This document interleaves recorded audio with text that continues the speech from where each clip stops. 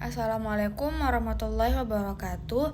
Halo semua, perkenalkan nama saya Bilqis Nadine Aryadi dari Prodi D3 Teknologi Laboratorium Medis kelas B dengan NIM PO 713203251059. Kali ini saya akan menjelaskan apa itu jantung, apa itu pembuluh darah, dan apa itu sistem peredaran darah. Yang pertama ada jantung, lokasi dan fungsi jantung.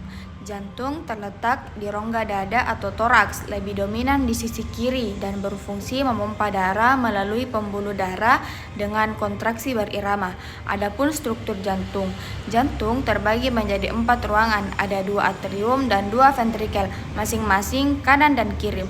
Atrium kanan menerima darah dari tubuh melalui vena cava, sedangkan atrium kiri menerima darah dari paru-paru melalui vena pulmonalis. Ventrikel kiri adalah ruangan jantung paling tebal karena berfungsi memompa darah ke seluruh tubuh dengan tekanan tinggi. Adapun mekanisme kerja katup jantung, memastikan darah mengalir satu arah dan mencegah aliran balik. Ketebalan otot jantung berbeda tergantung pada fungsinya. Ventrikel kiri lebih tebal karena harus memompa darah dengan tekanan tinggi ke seluruh tubuh, sedangkan ventrikel kanan bekerja lebih ringan memompa darah ke paru-paru. Selanjutnya ada perbedaan kerja ventrikel. Ventrikel kanan memompa darah ke paru-paru dengan tekanan rendah dan jarak pendek, sedangkan ventrikel kiri memompa darah ke seluruh tubuh dengan tekanan tinggi dan jarak jauh sehingga bekerja lebih berat. Yang kedua ada pembuluh darah. Pembuluh darah terbagi menjadi 3. Yang pertama arteri. Arteri berfungsi membawa darah keluar dari jantung. Dindingnya tebal dan elastis, denyutnya terasa karena aliran darah yang cepat, terletak lebih dalam dari permukaan kulit. Kemudian yang kedua ada vena. Vena berfungsi membawa darah menuju jantung. Dindingnya tipis dan kurang elastis dibandingkan arteri, terletak di dekat dengan permukaan kulit. Aliran darahnya lebih lambat dibandingkan arteri. Memiliki katup untuk memastikan darah tetap mengalir satu arah. Kemudian yang ketiga ada kapiler. Kapiler, pembuluh darah yang sangat kecil, menghubungkan arteri kecil dengan vena kecil, berperan penting dalam pertukaran oksigen O2 dan karbon dioksida CO2 antara darah dan sel-sel jaringan tubuh. Yang ketiga ada sistem peredaran darah.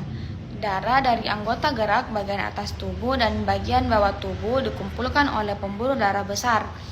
Darah dari bagian atas tubuh masuk ke vena cava superior, sedangkan darah dari bagian bawah tubuh masuk ke vena cava inferior. Kedua vena cava ini membawa darah ke bagian jantung yang pertama, yaitu atrium kanan. Dari atrium kanan, darah mengalir ke ventrikel kanan lewat katup trikuspid yang bekerja seperti pintu satu arah agar darah mengalir dengan benar saat jantung berkontraksi. Setelah itu, ventrikel kanan memompa darah ke paru-paru melalui katup pulmonalis. Dari katup pulmonalis, darah masuk ke arteri pulmonalis yang merupakan satu-satunya arteri yang membawa darah kaya karbon dioksida menuju paru-paru. Arteri pulmonalis kemudian terbagi menjadi 2 cabang, yang menuju ke paru-paru kiri dan kanan. Di paru-paru, darah melepaskan karbon dioksida dan mengambil oksigen. Setelah itu, darah yang sudah kaya oksigen kembali ke jantung lewat vena pulmonalis kanan dan kiri yang menuju ke atrium kiri. Dari atrium kiri, darah masuk ke ventrikel kiri lewat katup bikuspid atau katup mitral.